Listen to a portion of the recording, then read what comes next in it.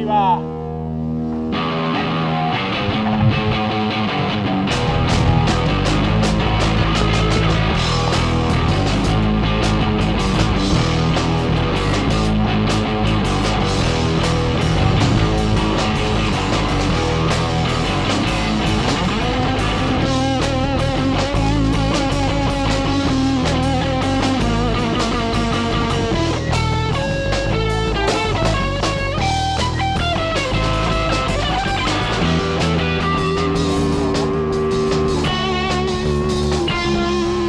Llegadas a Tres Boldiñas.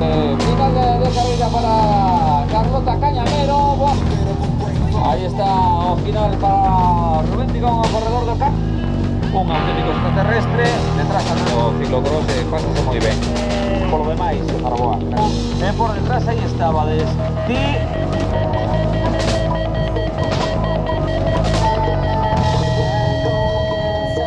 ¿Para cuándo la nueva temporada de The Walking Dead?